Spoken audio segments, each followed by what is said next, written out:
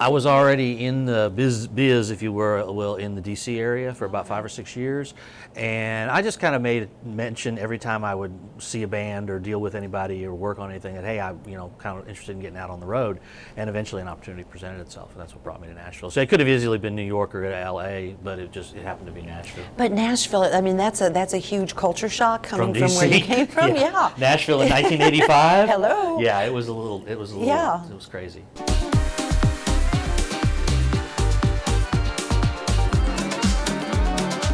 Nashville in 1985, aren't you just so thrilled that you had that experience? Yeah, I got here at sort of the end of the classic age. Waylon and Conway and those guys were still around.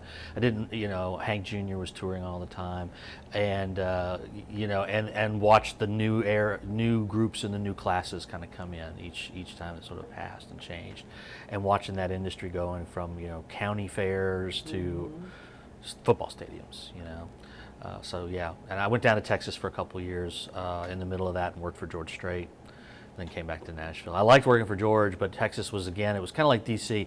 It's a little isolated market, whereas Nashville, there's, if you're done with one tour, there's another tour you can get on. You could always stay working, We talked about the eccentricities. That's our big word for today. Eccentricities. For someone who does word. what you do, Yeah. the business management side, but also to the talent, to the artist. I mean, there's just that, you have to find that happy balance, right? Yeah, I mean, they want to realize commercial dreams and commercial ambitions, but they want to do it in an artistic way, So it's helping them thread that needle is part of the job.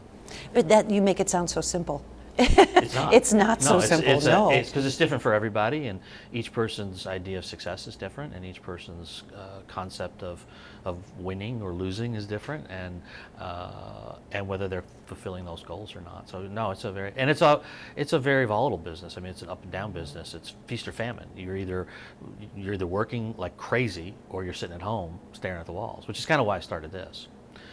Which we'll talk about the distillery in a minute. Yeah. We talked about the evolution of the business, but you're in a genre of country music, and do you think it's still what it was? Everybody's always asked that.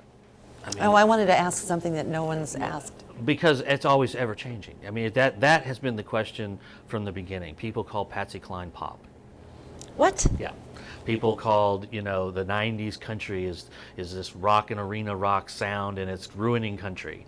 Alan Jackson, people like that, you know what I mean? So it's that question's sort of always happening. There's always the people who remember a certain way, and or maybe they entered country from a certain point of view, and then it changes. So I think it's just like any kind of music. It always evolves. It always changes. So. People behind the scenes are remarkably still the same. There's a lot of people who I know. I just read Billboard's top 100 power players in country, and I'm not on it, which is fine.